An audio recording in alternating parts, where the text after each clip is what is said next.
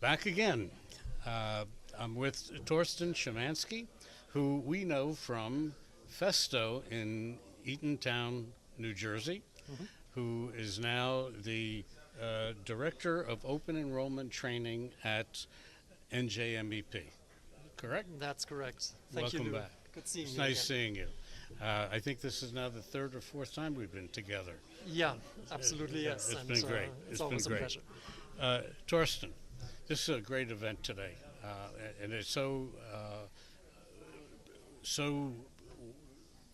impressive that they're beginning, the government, educators are beginning to get into it, to get the message out about apprenticeship programs, about teaching people about the skills gap, teaching them about the fact that there are fewer people going into the workforce, that there are many people retiring, dying, and so on, and that we have a this may be the most critical stage that our country is in.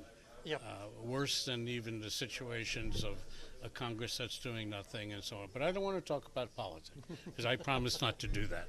I only throw in a plug every here. now and Okay, again. stay with your promise. So, Torsten, tell us about your change first, and why you're here. I know this is a fairly recent move for you. Yep. So, give us some background. Yeah, the opportunity with NJMEP, or the New Jersey Manufacturing Extension Program, came about half a year ago, and we started talking about Right. the opportunity.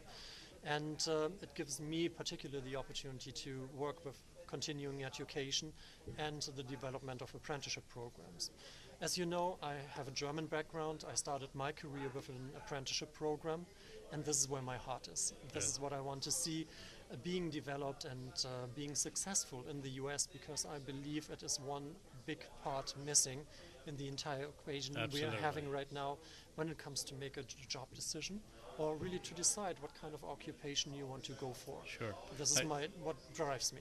Now, you went through it in an apprentice program in Germany. Back in Germany, it was a 2.5-year program, and to be honest, after so many years, there's probably not a single week where I'm not thinking back. Yes. This apprenticeship is not only about the knowledge and the skills, it's also about work ethics, it's about companionship, it's about co-workers, and I'm still in touch with my co-workers from back then. Is that right? It's absolutely true, and believe it or not, we were 6 in this apprenticeship program in this particular year, and 4 out of 6 are still with the company today. Is that right? Yeah. And how many years is that? Well, it feels like it Decades. is. I'm trying to calculate in win time right now, but it's about 25 years. Yeah, that's great. So now you're giving back by being part of the open enrollment training program for NJMEP. Yes, and I see that my experience is very valuable on Sure. the one hand side. On the other side, the opportunity to do it differently is definitely here in the US. We can tailor it and we can shape it to the needs that we are having in the US and with the skills gap. And you mentioned it at the beginning, there is a skills gap.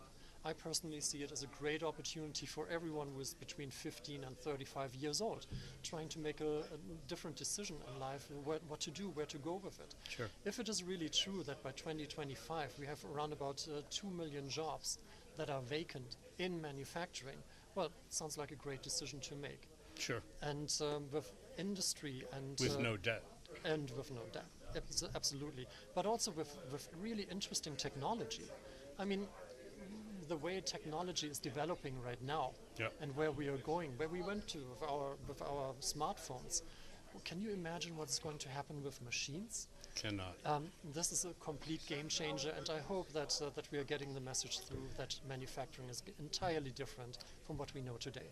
Tim Grady, my co-host, and I went to FabTech, which is presented at the FMA, and we went to 2 years ago. We went to Chicago where they held the event, and they had, and I may be misquoting the number, but it was 2 or 3 million pounds of equipment that they brought in to the convention hall, everything operating.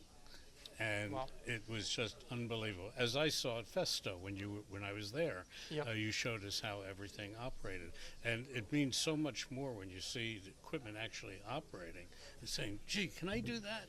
Yep. And actually, Tim and I did do some stuff at FabTech, some spray painting issue.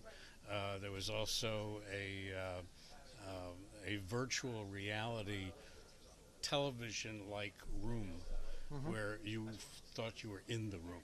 So Yep. the technology is just quite incredible.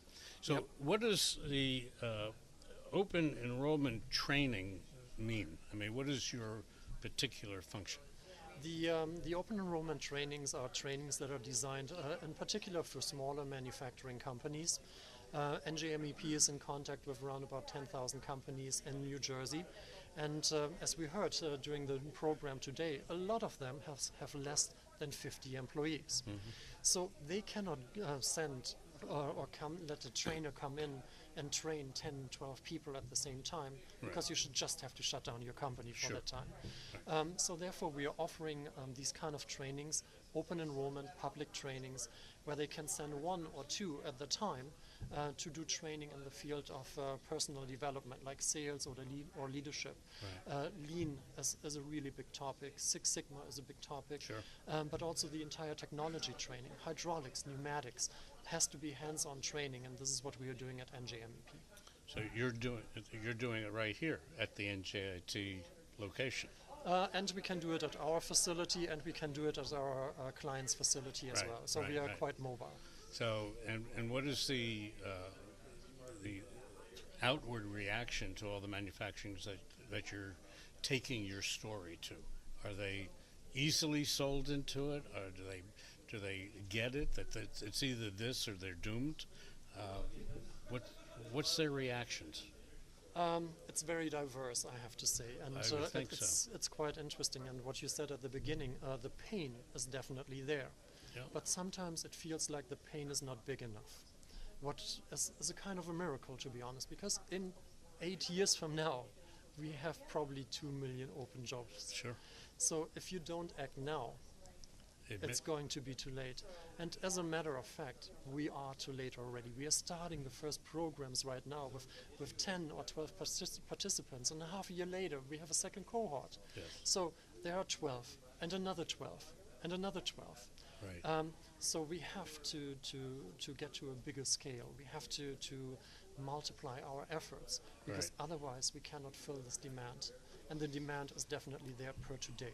Well, the good news is that NJMAP may be having 10 or 12 at a time, but this is happening all over the country. Yes. And we've talked to lots of people. We've talked to companies who have created their own training program in concert with competitors. Yep. And that program worked out very well. You have to really trust your competitor, though, to teach your tricks to your competitor. But nonetheless, you're right. Unless we may even be past the tipping point, but at least everyone is now talking about it. And the problem with the old-timers who own companies, I would think that they are somewhat sort of resistant. They know they got to do this, or somebody has to do it, but they're getting old. It's not as much fun anymore. Probably, yeah. And trying to recreate your company in the image of something that you've been doing differently for 40, 50 years is a very difficult switch. Yeah, and I can see that on an individual level. Sure. On the other side, the ones who are investing, they see their social responsibility. They see this need to give back and to combine it with their own company. Right. And this is really exciting to see. And if we can create some kind of a movement out of this, that helps entire New Jersey or all the other states, one after one after one. There are so many, you said it right now, there are so many different movements. Let's coordinate a little bit. Let's create the standards so that we are all on the same page.